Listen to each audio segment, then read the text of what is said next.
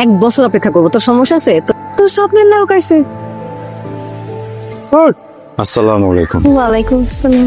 জীবন সুন্দর, আমি জানি তো। জানেনি যখন জীবনটা সুন্দর, কেন আমার হুন্ডার সামনে এই জীবনটা শেষ করতে আসছেন? আমি তো এসে জীবন সাজাইতে, গয়না বানাবো। দোকানে যাবেন এই জায়গায় কি? আপনি তো ওইদিকেই যাইতেছেন, আমার নিয়ে যান। সে মাল আছে।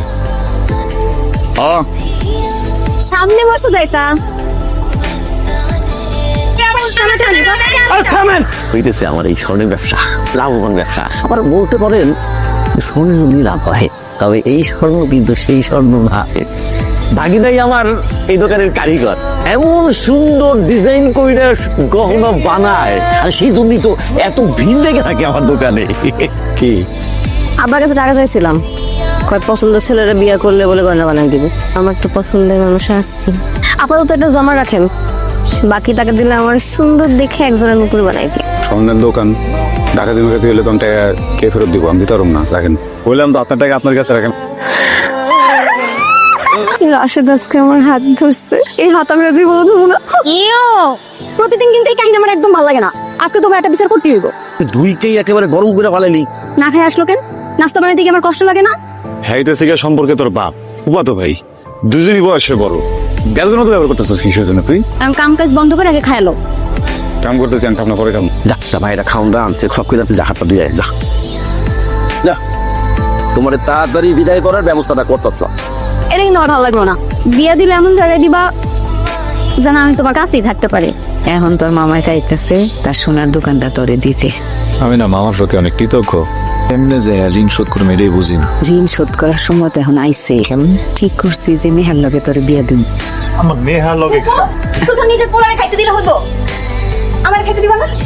আজকে আমরা দুইজন এক প্লেটে একসাথে খাবো। আমার পেটে করে খাবি? তুমি আমারে খাওয়াই দিবা?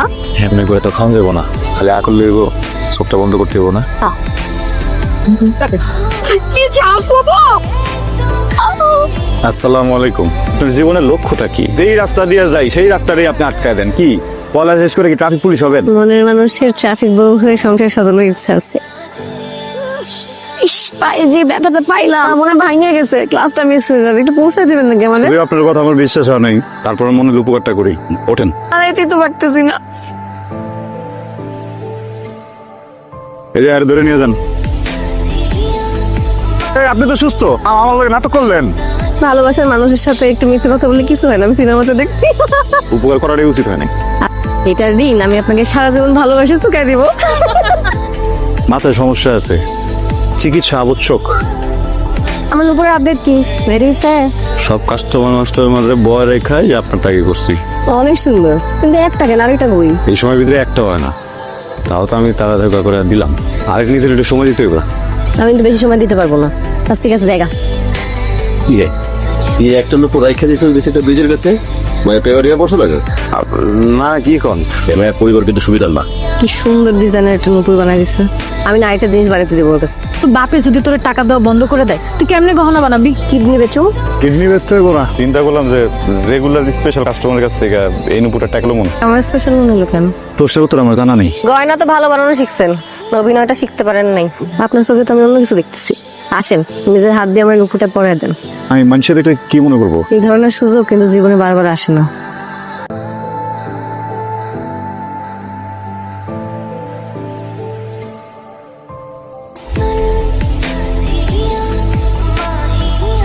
কদিন পরে কানাডা চলে যাবে। ওনারা চাচ্ছে এঙ্গেজমেন্ট করে রেখে যেতে। এরকম আমনি চলে আসছে। তাহলে আংটিটা পরাই দিই। আমার কি জিজ্ঞাসেন আপনারা? তোমাদের বাপ চাচারা যেটা বলে সেটাই কিন্তু করে, সেই সিদ্ধান্তই ফাইনাল। মামুনি হাতে বাড়াও। আমার আম্মার অনেক অসুখ, তার মধ্যে থাকি মামার সংসারে। 2 দিন পর পর ডায়ালিসিস করাইতে হয়, এমনি অনেক চাপ। এর মধ্যে তোমার চাপটা আমি নিতে পারবো না। তুমি কি সত্যি আমাকে ভালোবাসো নাই? বিষয়টা ভালোবাসার না বাসার না, শুধু পৃথিবীতে না পরিবারের উপরে কিছু নাই, বুঝতে পারছো? আমি তোমার কেউ না?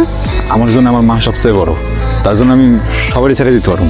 তুমি তো বুঝো আমি তো সত্যি বিয়ে করে ফেলাবো। করে ফেলাও। তুমি সব ভুলে গেছো?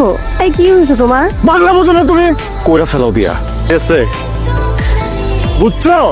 আব্বা, আমি আপনার পছন্দের ছেলেটা বিয়ে করতে রাজি আছি, কিন্তু আমার একটা শর্ত আছে। কিসের শর্ত? যত গয়না আছে সব ওই রাশের দোকান থেকে বানানো হবে। আমি ওরা দেখাই দিতে চাই যে ও কখনোই আমার যোগ্য ছিল না। এই সৌদি বাড়ি মেয়ের মতো কথা হইছস।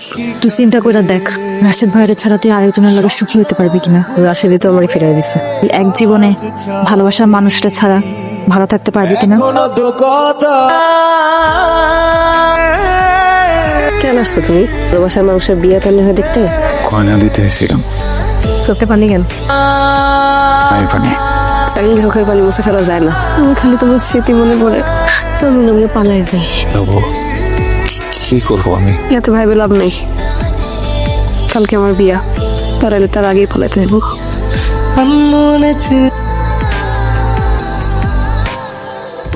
আপনার জন্য আমি অপেক্ষা করতেছিলাম। রাশেদ কই? আপনার মতো এত সুন্দর একটা মাইয়া, ভালো বংশের মাইয়া, আপনি রাশেদ ভাইয়ের খপ্পরে কেমনে পড়লেন?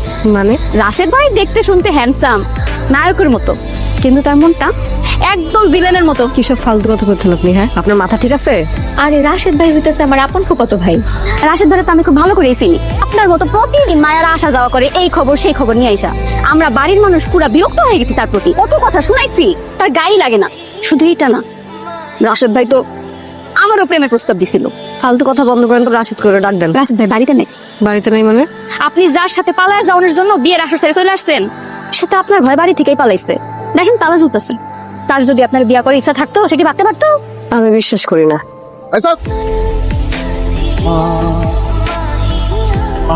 কুকুর কি অবস্থা এখন? অবস্থা বেশি একটা ভালো না, লাইফ সাপোর্টে রাখছে। তুমি কোনো চিন্তা করো না, ফুপু সুস্থ হয়ে যাবে। রূপারে তো বুঝে গেছিস না যে রাইতের বেলা আম্মা সুস্থ হয়ে পড়ছে।